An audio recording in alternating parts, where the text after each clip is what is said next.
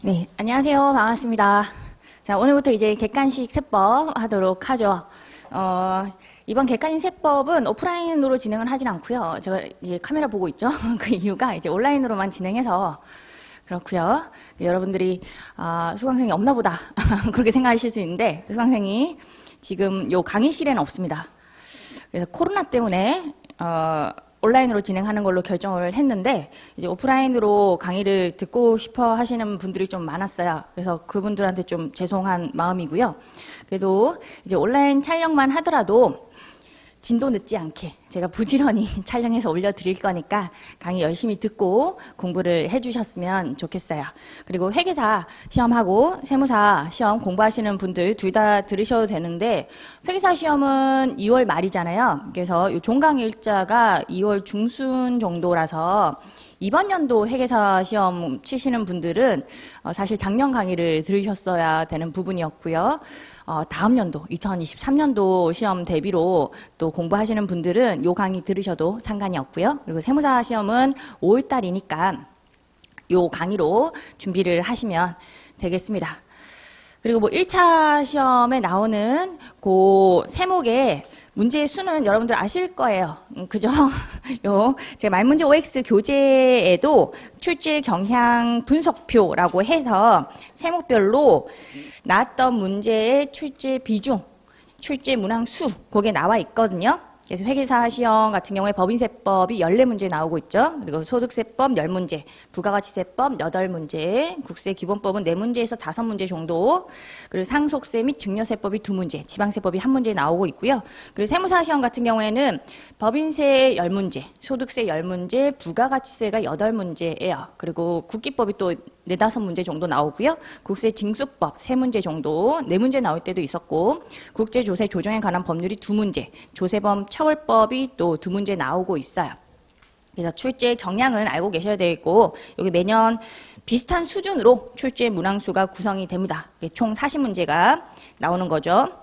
알고 계실 거니까 그거 출제 경향 분석표 말문제 OX 교재에 있는 거 참고하시면 될 것 같고요. 그리고 요 이론서 같은 경우에 아직 나오진 않았어요. 지금 현재 개강하는 날 기준으로는 나오진 않았는데 1차 요약서 곧 나올 예정이에요. 지금 개정상 같은 경우에 시행령 입법 예고가 저번 주에 1월 7일 날 있었거든요. 그래서 그거까지 제가 빠르게 반영해서 요약서는 끝냈고요. 끝냈는데 이제 출간이 되려면 인쇄소 거쳐가지고 재본소 가야 되고 이제 서점까지 이렇게 유통이 돼야 되니까 시간이 좀 걸려요. 그리고 인쇄소하고 재본소가 지금 연초에는 많이 바쁘다고 하네요. 그래서 시중에 교재가 다들 늦게 나올 거라고 예상이 좀 되고 있어요. 제 교재만 그런 게 아니라 모든 교재들이 조금은 작년에 비해서는 약간 일주일 정도 늦게 나올 것 같거든요. 그래서 요 1차 요약서 같은 경우에도 지금 예정일은 1월 21일에서 한 1월 25일 그 사이쯤에 나오지 않을까 생각을 하고 있습니다. 저는 작업을 끝냈는데 그쪽 문제니까 조금 양해 부탁드리고요. 지금 요 책이 나오기 전까지는 유인물로 올려드리는 유인물로 진행을 하도록 할게요. 1차 요약서하고 말문제 OX 교재 요 말문제가 들어가 있죠. 그리고 계산문제 300 요 교재가 객관식 세법의 교재입니다. 전부 다 2022년도에 발간된 거 그 교재로 할 거고요. 많은 분들이 또 2021년도 교재로 수업 들어도 되느냐 물어보시긴 하더라고요. 교재 페이지가 달라가지고 조금 불편하실 수 있어요. 그리고 말문제 OX 같은 경우에는 문제 번호가 달라지는 문제점이 있기 때문에 사실 2021년 교재로는 2021년도에 촬영한 강의 작년도 11월 달, 10월 달 그쯤에 했던 강의가 있거든요. 그거 수강하셔도 됩니다. 그리고 개정세법 특강 그걸로 업데이트 하시는 방향으로 하셔도 되는 거고요. 2021년도 걸로 2022년도 거 듣는 거는 좀 별로 안 좋고요. 문제 번호가 좀 다르니까. 그래서 2022년도 걸로는 2022년 강의를 들으시면 들으시고 차라리 2021년도 교재로는 2021년도에 찍은 강의도 괜찮으니까 그거 수강하고 그다음에 플러스로 개정세법 특강 그걸로 업데이트 하시면 전혀 문제가 없을 거라고 생각이 들어요. 그리고 첫 번째로는 제가 말문제를 진행을 할 거예요. 말문제를 한번 돌리고요. 법소부, 부법소 순서로 돌릴 거예요. 순서는 부법소. 부가가치세, 법인세, 소득세 요 순서로 일단 돌리고요. 요걸 한번 돌리면 1회독 효과가 나잖아요. 그래서 요거 끝내고 나서 계산문제를 할 거예요. 그럼 2회독의 효과가 나죠. 강의를 들으면서도. 그래서 과정이 좀 나뉘어져 있다고 보시면 돼요. 말문제 파트 첫 번째 파트고 두 번째 파트로 계산문제, 부법소 이렇게 진행이 된다라고 이해하시면 되겠습니다. 온라인으로는 이렇게 나눠서 들으셔도 돼요. 수강을 나눠서 하시는 것도 괜찮고요. 묶어서 과정도 있을 거예요. 자, 이렇게 진행한다는 거 알려드렸고 바로 이제 말문제 OX부터 할 건데 일단 1차 요약서로 내용 정리하고요. 빠르게 내용 정리한 다음에 말문제를 푸는 방향으로 하겠습니다. 그리고 계산문제에 관련된 이론은 계산문제 파트 가가지고 조금 언급드리고 또 문제 풀고 그런 식으로 할게요. 자, 이론 요약서 그 유인물 올라가 있는 거 12페이지 보시면 되겠고요. 부가가치세 기초 이론이 있죠. 부가가치세의 과세 유형하고 과세 방법 거기 나와 있죠. 우리나라의 부가가치세 과세 유형은 소비형 부가가치세예요. 소비형 부가가치세 뭐 아실 거고 이미 기본 강의 들으셨으니까. 그리고 과세 방법은 전단계 세액공제법입니다.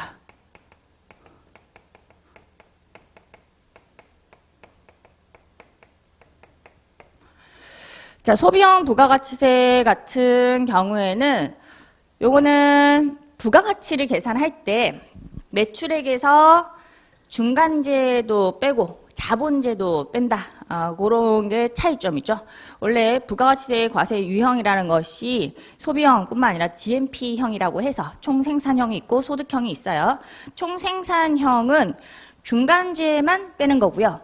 그리고 소득형은 소득 계산하는 것처럼 이익 계산할 때 우리 감가상각비를 비용으로 차감을 하잖아요. 그래서 자본재 사온 거, 건물, 기계 사온 걸 다 빼는 것이 아니라 건물, 기계, 장치에 대한 감가상각비를 서서히 빼는 것이 소득형, 부가가치 계산 방법이고 소비형 같은 경우에는 중간재도 빼고 자본재, 건물 산 거, 기계, 장치 산 거 전부 다 왕창, 언제?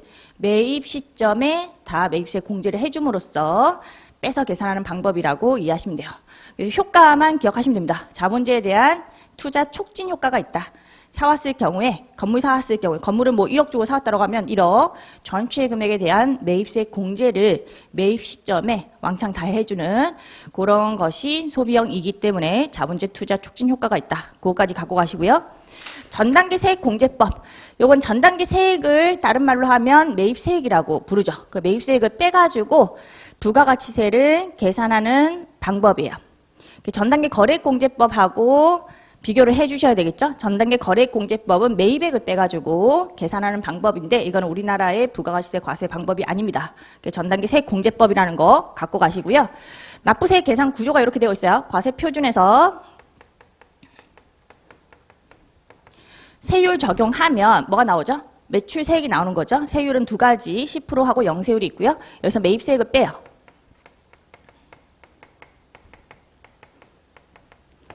요게 바로 전단계 세액이에요. 요걸 빼가지고 부가가치세 납부세액을 계산하는 구조입니다. 그리고 요 과표 같은 경우에는 우리 기본반 때 이미 다 하셨을 거니까 요 기억하셔야 돼요. 요거는 해당 거래 단계까지 창출된 부가가치 누적액을 얘기하는 거죠.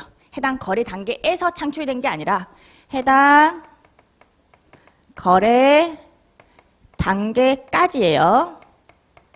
창출된 부가가치 누적액을 얘기하는 겁니다. 그러니까 이전 단계에서 창출된 부가가치까지도 다 포함을 하고 있는 개념이죠. 사업자의 매출액, 그게 바로 과표고요. 부가가치세법상의 용어로는 제야 용역의 공급가액을 얘기하는 거죠. 공급가액, 매출액이라는 표현을 쓰진 않고 공급가액이라는 표현을 쓰고 있고요. 그리고 매입세액 같은 경우에는 이걸 빼주는 이유를 기억을 하셔야 돼요. 그것도 시험에 한번 나온 적이 있어가지고 이걸 빼주는 이유는 중복 과세를 회피하고자 빼주고 있다. 이게 과표가 해당 거래 단계까지 창출된 부가가치 누적액이기 때문에 그 이전 단계에 대해서도 이미 과세가 됐죠. 근데 또다시 과세가 되면 이중과세 문제가 생겨요. 그래서 빼주는 겁니다. 이 회피 목적으로 빼준다라는 것까지도 기억을 좀 해주셔야 되는 부분이고요. 여기 바로 전단계 세액공제법. 우리나라의 과세 방법. 그까지가 제일 처음에 나와 있어요. 과세 유형, 소비형이다. 자본재 구입액을 뺀다. 총 매출액에서 중간재, 자본재 다 빼서 자본재에 대한 투자 촉진 효과가 있고, 과세 방법은 전단계 세액공제법. 그래서 거래공제법이 아니다. 기억을 좀 해주셔야 되겠고, 전단계 세액공제법 하에서 과세 대상 동그라미 1번이 나오죠. 제야 용역의 공급, 과세 표준, 제야 용역의 공급 가액. 납부세액은 공급 가액의 세율 곱한 다음에 매출세액에서 매입세액을 빼는 구조고, 매입세액은 이중과세 문제의 회피 목적으로 빼주고 있다. 자, 그 다음에 13페이지 보시면 기타의 특징 해가지고 여러 가지가 나와 있습니다. 기타의 특징 같은 경우에는 가장 중요한 게 간접세 구조를 가지고 있다. 요거 갖고 가셔야 돼요. 간접세 개념을 아셔야 됩니다. 간접세는 납세 의무자하고 담세자가 다르다. 그걸 얘기하는 거죠.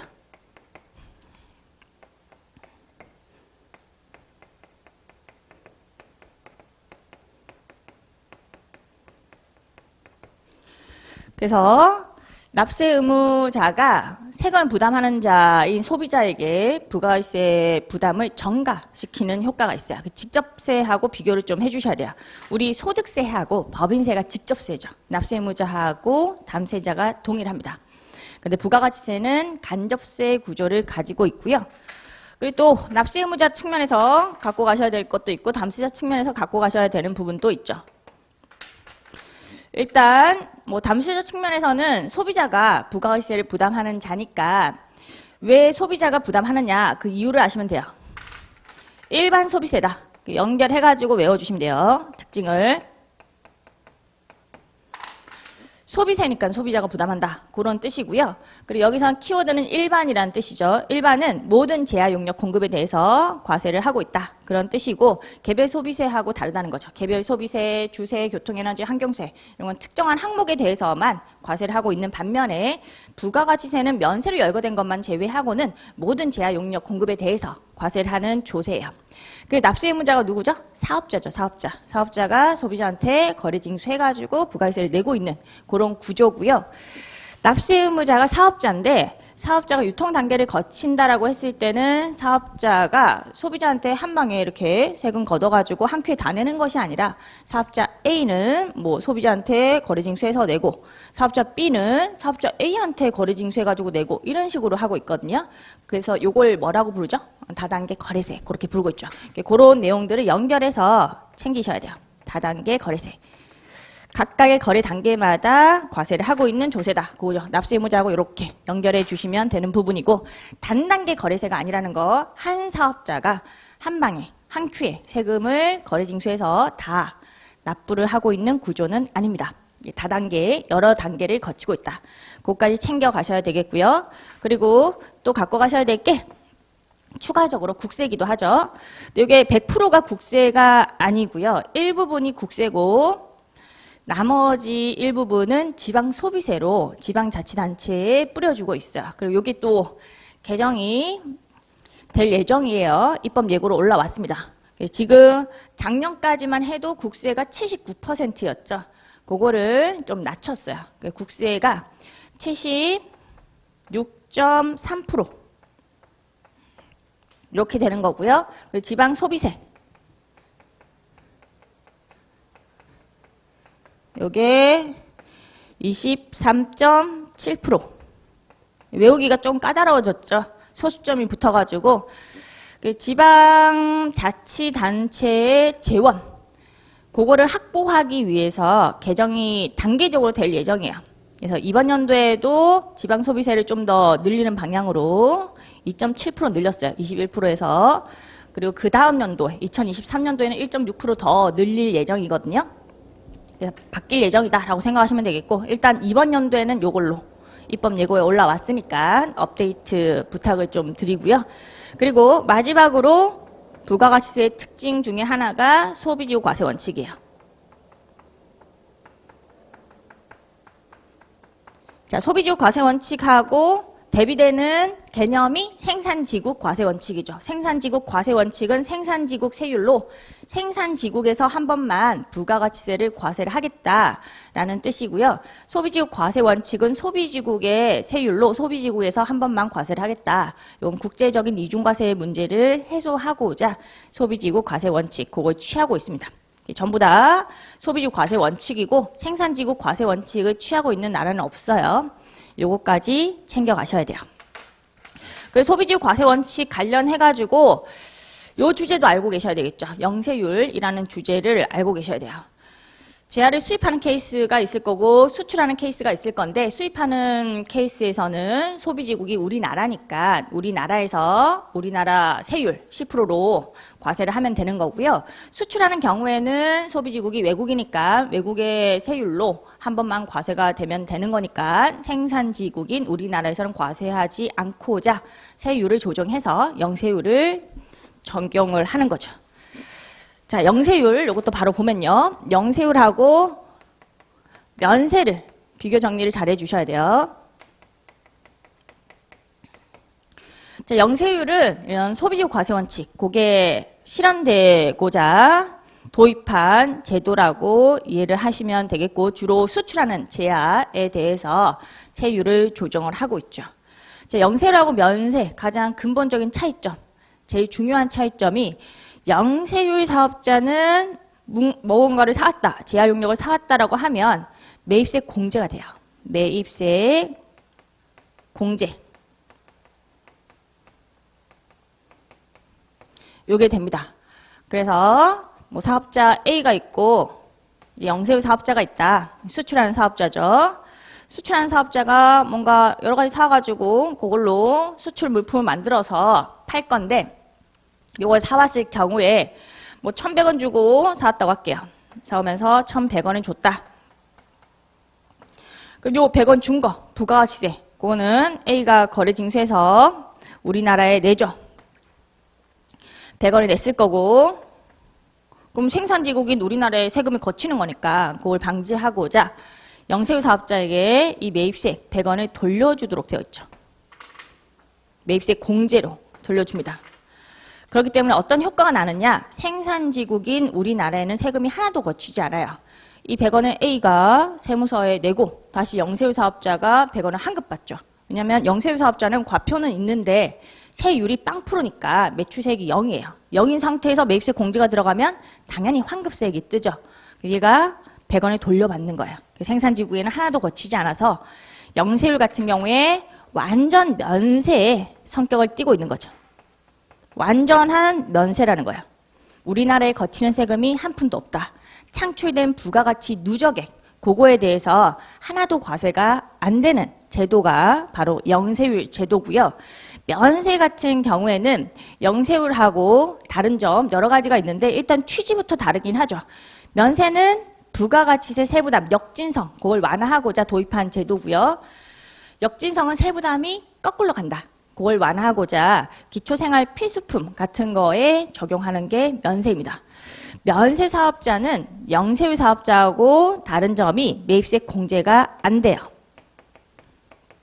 무언가 사왔을 경우에 매입세 공제를 받을 수가 없습니다. 그래서 A 사업자한테 제야 용역을 공급받은 면세 사업자가 있다고 할게요. 당연히 뭐 제야에 공급가액이 1,000원이라고 하면 부가가치세 붙여가지고 1,100원에 물건을 사왔겠죠. 그리고 이 A 사업자는 거래 징수한 부가가치세를 세무서에 100원 냈을 거예요. 그 면사업자는 아무리 1,100원 줬다라는 증빙, 세금 계산서 그걸 받아오더라도 그 세금 계산서에 의해서 확인되는 매입세 100원 공제 받을 수 있다 없다? 공제 받을 수가 없어요. 면세 사업자는 절대로 매입세 공제가 안 된다. 그걸 기억을 해주셔야 돼요. 약간 소비자하고 비슷한 거죠. 소비자도 뭐 사이다를 사 먹거나 뭐 아이스크림 사 먹거나 새우깡을 사 먹거나 할 때 부가세 다 부담하고 사 먹는 거죠. 그거처럼 면세 사업자도 그냥 부가세 부담하고 사오는 거예요. 내가 부담하는 거죠. 그렇지만 이 100원을 또 누구한테 전가시키죠?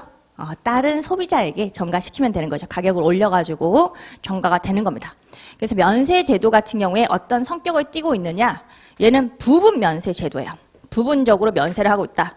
이게 어떤 의미인지 정확하게 아셔야 돼요. 부분 면세는 이 A 사업자가 있고 면 사업자가 있으면 이 면세 사업자가 창출한 부가가치에 대해서만 부가가치세가 면제가 되는 제도라는 거죠. 요 면세 사업자 이전 단계까지 창출된 부가가치에 대해서는 이미 과세가 되고 있어요. 과세가 되고 있기 때문에 결과적으로는 부분적으로만 면세가 되고 또 부분적으로 과세가 되는 그런 제도라고 보시면 돼요.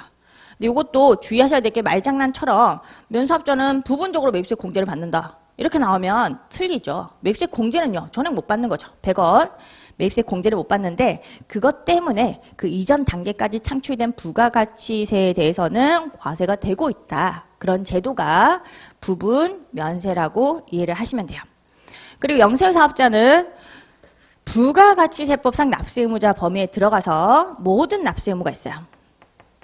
모든 부가세 신고 납부 이런 게 들어가야 되겠고요. 그리고 합계표 같은 경우에도 매출처별 세금계산서 합계표하고 매입처별 세금계산서 합계표 둘 다 제출을 할 의무가 있습니다. 영세율 사업자도 영세율 세금계산서라고 해서 세액이 비어져 있는 그런 세금계산서를 발급하는 경우가 있어요. 뭐 내국 신용장에 의한 수출 이런 국내 거래 같은 경우에는 세금계산서 발급 대상 거래로 열거되어 있기 때문에 그런 거는 발급을 하고요. 그러면 매출처별 세금계산서 합계표 그런 것도 다 내야 되는 거죠. 근데 면세 사업자는 부가가치세법상 아예 납세 의무자 범위에서 배제를 시켰어요. 납세 의무자가 아니죠.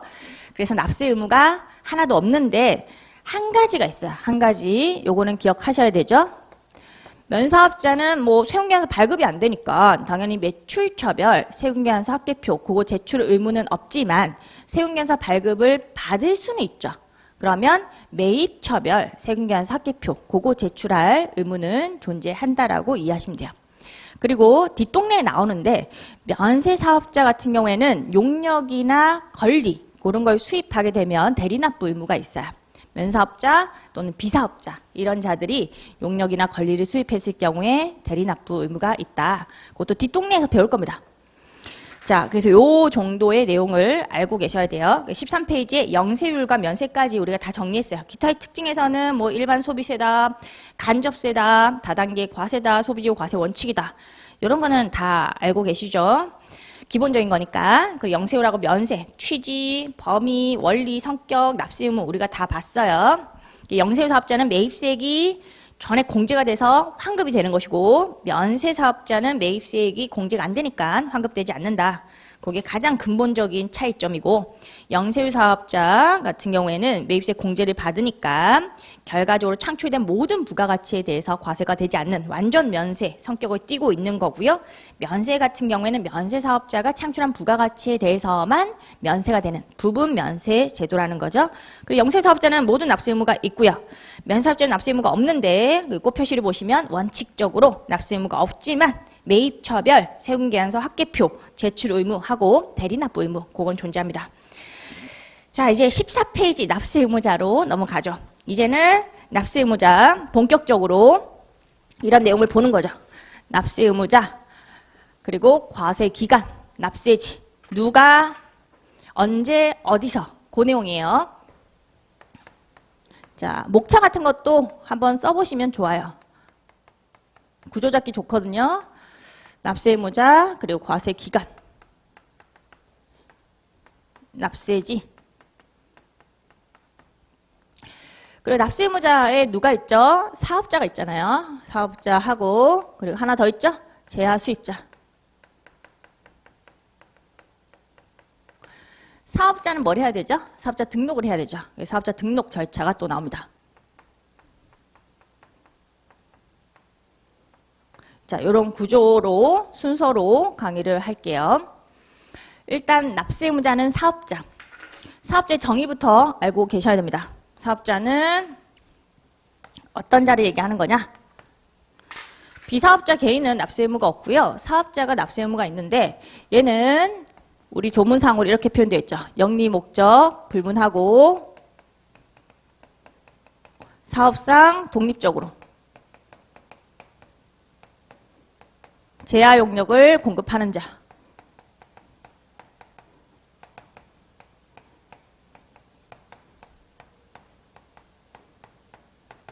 자, 이렇게 표현되어 있고요. 이거 하나하나씩 정확한 의미를 알고 계셔야 돼요. 일단 영리 목적 불문. 영리 목적이 있든 없든 상관없다는 거죠. 비영리 법인 같은 경우에도 뭐 종교나 자선, 학술 그런 것을 목적으로 하는 법인도 여전히 납세 의무가 있다는 뜻이에요. 물건을 팔면 거래징수 해가지고 세무서에 신고 납부할 그런 의무가 있는 거고요. 심지어 누구도 납세 의무자 범죄에 들어간다. 국가, 지자체, 지방자치단체, 조합까지도 전부 다 납세 의무자의 범위에 들어갑니다.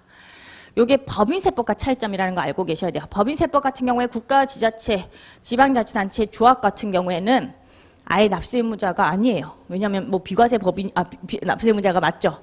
그러니까 납세 의무자가 아니죠. 죄송합니다. 비과세 법인이라고 해가지고 납세 의무가 아예 없어요. 뭐 토지 등 양도소득에 대한 법인세 납세 의무도 없고 뭐 미한류 소득에 대한 법인세 납세 의무도 없고 청산소득에 대한 법인세 납세 의무도 없죠. 왜냐? 법인세는 직접세니까. 직접세. 법인세 같은 경우에 내가 번 소득에 대해서 내가 세금 내는 건데 여기 있습니다 하라고 하고 내가 또 가가지고 국가가 고맙습니다. 그렇게 하게 되면 원맨쇼를 하는 거니까 세수입 증대 효과가 없어요. 저희가 세금 내고 국가 자신이 또 세금을 받는 거니까 세수 증대 효과가 전혀 없고요. 그래서 법인세법상으로는 국가 지자체가 아예 비과세 법인이에요. 근데 부가가치세는 남의 돈을 거래징수해가지고 내는 간접세 구조니까 국가 지자체가 소비자에게 재하 용역을 공급했다. 우체국 택배라든지 KTX라든지 부동산 임대 용역이라든지 뭐 애완동물 진료 용역이라든지 또는 미용 성형수술 이런 걸 국가가 제공했다라고 하면 당연히 거래징수를 해가지고 세금을 내야지만 세수 증대 효과가 있는 거죠. 남한테 거래징수하는 거니까 국가 지자체가 들어간다. 그거 기억을 해주시고요. 그리고 사업상 같은 경우에는 형식 불문이에요. 형식이 중요하지 않죠. 우리 부가가치세 같은 경우에는 사업자 등록 여부 이런 걸 가리지 않고요. 실질적으로 재하 용역을 반복적으로 공급을 하고 있다. 계속성이 있더라. 그러면 사업자로 봐가지고 납세 의무가 있어요. 주부가 뭐 중고나라, 당근마켓 이런 데서 냉장고 한 번 내다 팔았다라고 하면 비사업자죠. 부가세까지 걱정할 필요는 없어요. 거래징수 해가지고 납부할 의무가 없겠지만 주부가 냉장고를 당근마켓에서 한 100대씩 내다 팔고 있다라고 하면 사업자 등록 여부는 불문하고 당연히 사업자인 거죠. 계속 반복성이 있는 거니까. 그래서 실질적으로 사업 목적으로 이렇게 재하 용역을 공급하고 있다라고 하면 사업자의 범위에 포함이 된다라고 이해를 하시면 돼요. 그리고 부동산 매매 같은 경우에는 부동산 매매를 아예 사업 목적으로 나타낸 경우에도 부동산 매매업을 하는 걸로 보고요. 이런 경우도 사업을 하는 걸로 보는 거죠. 자, 1기가 있고 2기가 있으면 1회 이상 한 기에 1회 이상 부동산을 취득을 하고요. 그리고 2회 이상 공급을 했다는 거죠. 요거는 취득이고 요거는 공급이에요. 한 기라고 하면 6개월을 얘기하는 겁니다. 1년 아니에요. 그거 좀 주의하시고요. 그 한 과세 기간 동안에 1회 이상 취득을 하고 2회 이상 공급이 일어나면 뭐 사업자 등록 이런 거 상관없이 부동산 매매업을 하는 걸로 봅니다. 그래서 양도소득세 그런 것도 좀 걱정해야 되고 이런 사업자로 보는 거니까 부가세세 이런 것도 좀 걱정을 해야 되는 부분이 있죠. 부가세까지도 걱정을 해야 되죠. 요거는 주의하셔야 될 게 이게 크로스로 나오면 안 돼요. 2회 이상 취득, 1회 이상 공급이 아니고요. 요게 2회예요. 요거에 좀 더 강조를 한 거죠. 초점을 맞춘 거라고 이해하시면 돼요. 공급할 때 거래징수하는 거니까. 공급할 때 거래징수하는 거니 요게 2회 이상 공급이면 부동산 매매업을 하는 것으로 보더라. 자, 그리고 독립적이어야 한다. 독립적 요거는 종속성이 없다. 그래서 뭐 근로자 같은 경우에는 인적 독립성이 결여가 되어 있죠. 종속적인 지위에서 근로를 제공하고 월급 받는 거니까 월급 받을 때 그 인적 용역을 제공할 때 부가가치세를 거래징수해서 납세 의무를 이행할 필요가 없어요. 그렇지만 이제 인적 독립성이 있는 사업자 같은 경우에는 납세 의무가 있다. 그렇게 가는 거고요. 그리고 물적 독립성 같은 경우에도 결여된 자가 있어요. 농가 부업 중에서 일부분의 농가 부업은 물적 독립성이 결여된 걸로 봐가지고 그게 무슨 사업이냐 그런 거죠. 그런 소규모의 농가 부업을 하고 있다라고 하면 부가가치세 납세 의무가 없는 것으로 취급을 하고 있어요. 자, 농가 부업도 정확하게 정리를 잘 해주셔야 돼요. 소득세가 비과세되는 농어가 부업 소득이 있고요. 소득세가 과세가 되는 농어가 부업 소득이 있죠. 요거는 이제 소득세 가가지고 우리가 볼 거예요. 소득 금액이 뭐 1,200만 원 이하의 농가 부업 소득 그런 거는 비과세를 합니다. 그런 내용도 나중에 뭐 소득세에서 볼 거예요. 3천만 원이죠. 3천만 원. 농가 부업 소득은 3천만 원 이하면 비과세를 하고요. 그런 내용들 다 소득세 가서 볼 건데 요 비과세를 하는 농가 부업 소득 같은 경우에 부가가치세법에서는 취급을 어떻게 하느냐? 비과세 농어가 부업소득 중에서 농업하고 관련된 거. 농업하고 관련된 게 바로 축산, 어로업, 그리고 양업, 그리고 고공품 제조. 그거죠. 이게 농업과 관련되어 있고요. 이거 말고도 민박, 음식물, 판매, 특산물, 제조, 전통차, 제조 이런 게 있죠. 이렇게 두 개로 나눠가지고 농업과 관련된 소득세가 비과세는 농어가 부업 소득이 있다라고 하면 소득세도 비과세를 하고요. 부가가치세도 과세하지 않습니다. 독립된 사업으로 보지 않는다라는 뜻이죠. 사업자로 보지 않는다. 납세 의무가 없다. 그 뜻이고요. 그렇지만 아무리 규모가 적어가지고 소득 금액이 3천만 원 이하라서 이렇게 비과세가 되는 농어가 부업 소득이라고 하더라도 부가가치세는 자기 돈을 직접적으로 내는 세금이 아니죠. 간접세니까 남의 돈을 이렇게 거래징수해가지고 세금 내는 거니 소득이 적더라도 부가가치세는 과세를 해야 되겠다는 거죠. 민박이나 음식물 판매, 특산물 제조, 전통차 제조는 부가가치세법상으로 독립된 사업으로 봐요. 부가가치세는 과세를 한다는 거죠. 요게 다르게 가는 거니까 주의하셔야 돼요. 그리고 소득세가 과세가 되는 농어가 부업 소득이 있다라고 하면요. 규모가 어느 정도 있는 거잖아요. 3천만 원 이하가 아니고 3천만 원 막 초과하는 그런 케이스. 그때는 과세가 되는 거니 부가가치세법상으로도 규모가 크는 거면 독립된 사업으로 봐야 되겠죠. 그게 과세가 됩니다. 그래서 요거를 정확하게 기억을 해주셔야 돼요. 이게 문제로 나올 때는 소득세가 비과세되는 농어가 부업소득은 무조건 부가가치세법상 독립된 사업으로 보지 않는다. 이런 식으로 건너뛰고 나올 수가 있어요. 모든 케이스가 아니죠. 소득세가 비과세되는 경우 중에서 건너뛰면 안 되고 바로 과세되지 않는다가 아니라 요거 축산, 어로, 양어, 고공품 제조 그거까지예요. 요거는 기억하실 때 이렇게 기억하시면 돼요. 축산, 소 기르는 거죠. 그리고 어로, 양어 이런 거는 물고기 기르는 거죠. 요거 어로는 물고기 잡는 거고 양어는 물고기를 기르는 거. 양식장 그런 걸 얘기하는 거고요. 그리고 고공품 제조, 집신 만드는 거. 약간 연상을 하시면 기억하기가 좋습니다. 소 키우고 물고기 기르고 집신 만들고 그거는 과세하지 않는 거예요. 그렇게 기억해 주셔야 되겠고 그리고 하나하나씩 또 제하영역 공급자 여기서 기억하셔야 될 게 또 있어요. 하나씩 챙기시는 거예요. 그러면 훨씬 암기하기가 좋아요. 제하영역 공급자기만 하면요. 여러 가지를 불문하고 사업자로서 부가가치세 납세 의무가 있어요. 거래징수 여부 불문합니다. 거래징수를 하든 안 하든 상관없이 납세 의무는 여전히 존재하는 거고요. 그리고 세금계산서 발급 여부까지도 불문하죠. 세금계산 발급하든 안 하든 제하영역을 공급하기만 하면 사업자니까 부가가치세 납세 의무가 여전히 존재하는 거고요. 그리고 매입세 공제 여부도 불문합니다. 실질 공급에서는 내가 라면을 파는데 라면 안에 투입된 뭐 식용유 그거에 대해서 세금계산서를 수취하지 않아서 매입세 공제를 못 받았다는 거죠. 그렇다고 해도 라면을 1,500원에 팔면요. 그 안에 투입된 식용유가 매입세 공제를 받든 안 받든 상관없이 1,500원에 소비자한테 팔면 얼마 받아야 되죠? 부가세 포함해가지고 1,650원 받아와야 되는 거예요.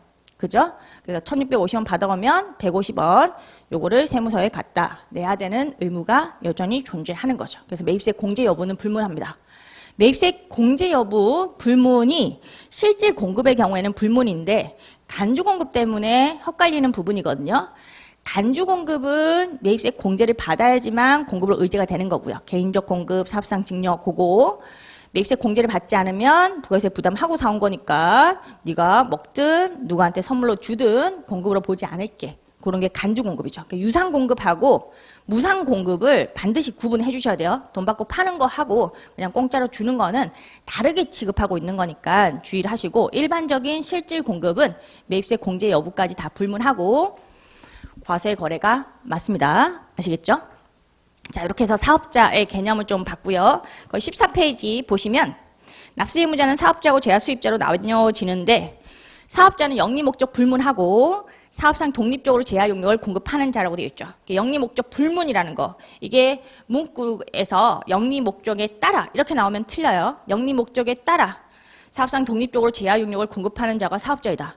이 말은 영리 목적이 있는 경우에만 그거 한정적으로 내용을 적은 거니까 틀린 지문이라는 거 주의하시고 불문이에요. 국가, 지자체, 지방자치단체까지 다 포함해가지고 납세 의무자 범위에 들어가고요. 사업상은 실질적인 계속 반복성 그걸 보는 것이고 형식상의 사업자 등록 여부는 불문하죠. 그리고 독립적 자, 근로자는 인적 독립성이 결여가 되어 있으니까 사업자가 아닌 것이고 또 일부분의 농가 부업 소득도 물적 독립성이 결여돼서 아예 사업자로 취급을 하고 있지 않아요. 그리고 제야윤율 공급자에서 또 불문하는 거 많이 있죠. 부가세 거래 징수 여부도 불문하고 납세 의무가 있다. 세운계산 발급 여부 불문, 매입세 공제 여부도 불문하죠. 여러 가지를 불문합니다. 영리 목적도 불문하고 사업자 등록 여부도 불문하고 거래 징수 여부 불문, 세운계산 발급 여부 불문, 매입세 공제 여부 불문. 결론은 납세 의무가 있다. 혹시라도 납세 의무가 없다라고 지문이 나오면 틀린 지문일 가능성이 엄청나게 높죠. 그거 주의를 하시면 되겠고요. 자, 거기 밑에 창고를 보실게요. 창고에 부동산 매매업의 판정 기준 나오죠. 첫 번째 창고. 동그라미 1번에 보시면 부동산 매매 중개를 그 사업 목적으로 나타내어 부동산을 판매하는 사업. 이것도 부동산 매매업으로 제야의 공급으로 과세가 되는 거고요. 두 번째, 사업상 목적으로 1과세 기간 중에 1회 이상 취득하고 2회 이상 판매하는 사업이라고 되어 있죠. 자, 판매 쪽이 2회라는 거 그것만 주의를 하시면 되겠습니다. 그 밑에 창고의 물적 독립성 관련해서 소득세가 비과세되는 노무과 부업 소득 그것도 표로 정리가 되어 있죠.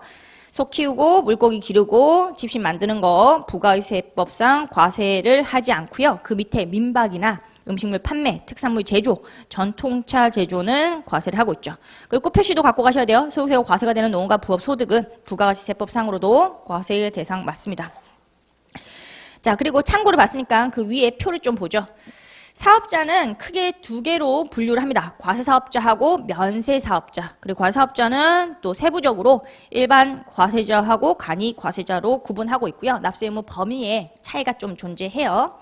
일반 과세자는 납세 의무가 다 있죠. 이때 납세 의무는 거기 나와 있는 사업자 등록할 의무, 그리고 세운계산 발급할 의무, 부가가치세 신고 납부할 의무 전부 다를 얘기하는 거고요. 면세사업자는 납세 의무 없다고 했죠. 사업자 등록도 할 필요 없고 세운계산 발급도 할 필요 없고 부가가치세 신고 납부도 할 필요가 없어요. 이제 사업자 등록을 할 필요가 없다는 것이 부가가치세법 상으로 사업자 등록을 할 필요가 없다는 것이고 면세사업자도 사업자긴 하잖아요. 그래서 이 면세사업자가 법인사업자면 법인세법상 사업자 등록할 필요가 있는 거고요. 이 면세사업자가 개인사업자면 소득세법상 사업자 등록을 할 필요가 있습니다. 근데 부가가치세법상으로는 사업자 등록할 필요가 없고요. 그리고 간이과세자, 중간에 끼는 애죠. 이 간이과세자는요, 사업자 등록을 당연히 해야 되는 거고 부가세세 신고 납부도 해야 되겠지만 세금계산서 발급은 두 개로 나뉩니다. 그 세모로 적어놨는데 세모가 정확한 표현이에요. 세모. 일부분은 세금계산서를 발급할 수 있고요. 일부분은 발급할 수가 없죠.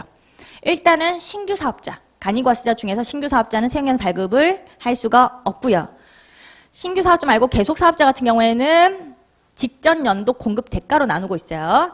직전 연도 공급 대가가 일단 8천만 원에 미달하는 사업자가 8천 간이과세자로 규정이 되어 있는데 그 중에서도 이제 4,800에 미달한다는 거죠. 다 직전 기준이에요. 직전 연도 공급 대가 기준이고요. 부가세 포함 금액이죠. 8천 미달하는 자 중에서 4,800에도 미달한다라고 하면 찐 간이과세자라고 보시면 되겠고 세금계산서 발급을 못합니다. 발급 금지라고 보시면 돼요. 세금계산서 발급이 금지가 되어 있다. 그렇지만 직전 연도 공급 대가가 4,800 이상이고 이제 8,000 미달하는 이 간이과세자는 세금계산서를 발급을 할 수가 있죠. 이렇게 나뉜다는 거 그거 좀 주의를 해주셔야 돼요. 자, 정확하게 이것도 갖고 가셔야 되는 부분입니다. 꼭 표시에 나오죠? 간이과세자의 정의는 일단 직전 연도 공급대가 합계액이 8천만 원에 미달하는 개인 사업자라고 되어 있고요. 그 뒷동네에서 또 내용 볼 거긴 한데 잠깐 언급드리면 이제 8천에 미달하는 개인 사업자가 간이과세자의 원칙적인 정의고요. 그다음에 이제 업종별로 좀 달라요. 부동산 임대업이라든지 과세 유흥장소를 하고 있는 간이과세자는 4,800에 미달해야지만 간이과세자로 규정을 하고 있어요. 그건 또 뒷동네에서 우리가 볼 겁니다. 부동산 임대업, 과세 유흥장소. 그리고 이제 꼭 표시 2번에 간이과세자는 일부 사업자만 세금계산서를 발급할 수 있다라고 해가지고 동그라미 1번 신규 사업자 간이과세자인데 신규 사업자면요 세금계산서 발급이 불가하고요. 그 직전연도 공급대가 합계액이 4,800에 미달하면 발급 못해요. 그 외 간이과세자는 발급이 가능하다. 자, 그리고 14페이지에 나머지 창고를 보죠. 마지막에 나와 있는 창고. 실질 과세 원칙 관련 부가세 납세 의무인데 첫 번째로 과세의 대상이 되는 행위, 거래 기속이 명의일 뿐이고 사실상 기속되는 자가 따로 있는 경우에는 사실상 기속되는 자에 대해서 부가가치세법을 적용한다. 당연한 얘기죠. 실질 과세 원칙이고요. 요 사실상 기속되는 자 얘한테 적용한다는 건데 이게 명의자로 바꿔서 나오면 틀려요. 명의자에게 부가가치세법을 적용한다. 그럼 틀린 지문 주의하시고 두 번째로 청산 중에 있는 내국법인은 상법에 따른 계속등기 여부를 불문하고 이건 요식행위니까 이거는 불문하고 사실상 사업을 계속하는 경우에는 납세 의무가 있다. 그래서 계속등기를 하든 안 하든 뭐 그거는 요식행위니까 그거랑 상관없이 막 물건 팔고 있다는 거죠. 그러면 사업자로서 여전히 납세 의무가 있다라는 뜻입니다. 자, 그리고 15페이지 볼게요. 합병 관련 부가가치세 납세 의무. 첫 번째로 나오는 게 합병 등기일 전 실질 합병한 경우의 납세 의무죠. 자, 합병 등기. 요거는 형식이고 실제 합병일은 실질이긴 해요. 실제는 요때 합병을 했고요. 합병 등기는 이때 한 거예요. 요거는 이제 법원 가가지고 등기를 한 거죠. 근데 요 사이의 거래에 대해서는 어떻게 할 거냐? 라는 거예요. 이게 A하고 B가 뭐 합쳐져가지고 이렇게 B법인이 되는 경우도 있을 거고 A하고 B가 합쳐져가지고 합병으로 뭐 C법인 이렇게 다른 법인이 되는 경우도 있어요. 이게 존속 합병이라고 부르는 거고요. 이게 신설 합병이라고 부르는 건데 이 경우에 A 합병을 당하는 법인 있죠. 당하는 법인이 피합병 법인이에요. 피합병 법인, 합병한 한 법인이 합병 법인이 되는 거고요. 그래서 합병한 줄 알고 뭐 이사도 다 가가지고 합병 법인 사무실로 다 직원들이 이동을 했고 거기서 사무를 막 보고 있다는 거죠. 일 처리를 막 하고 있어요. 실제 합병은 했는데 합병 등기를 좀 늦게 했다는 거죠. 몇 달 후에 합병 등기를 한 거예요.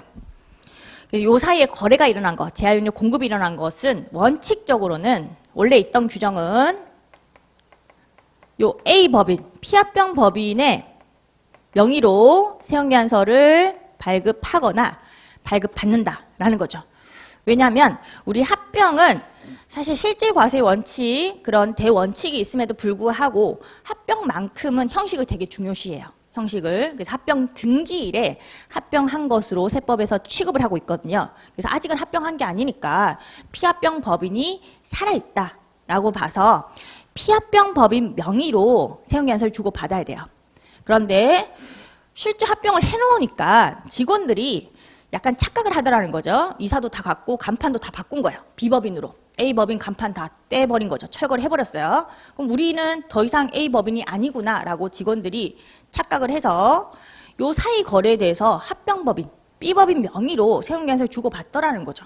이거를 적법한 세운계약서 발급, 수치, 그거를 보지 않으면 문제가 좀 있다는 거죠. 실무 간행상으로도 뭐 여러 가지 과산세 문제라든지 그런 게 생길 수가 있어서 봐준 거예요. 예외적으로 이 사이 거래에 대해서는 실제 합병을 한 점을 감안해서 합병법인 명의로도 세운계약서를 주고받을 수가 있다.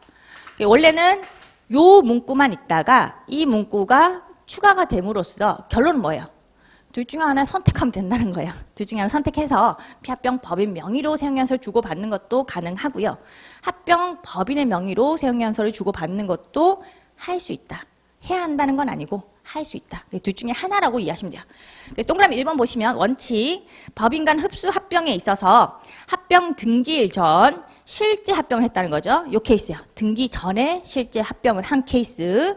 실제 합병일로부터 합병 등기일까지 피합병 법인의 사업장에서 거래된 제약 공급 매입분에 대해서는 피합병 법인 명의로 세운계약서를 발급하거나 발급받고 부가세를 신고 납부를 한다. 이게 원칙. 요게 하나만 있다가 최근 들어서 들어온 규정이 예외 규정이에요. 예외.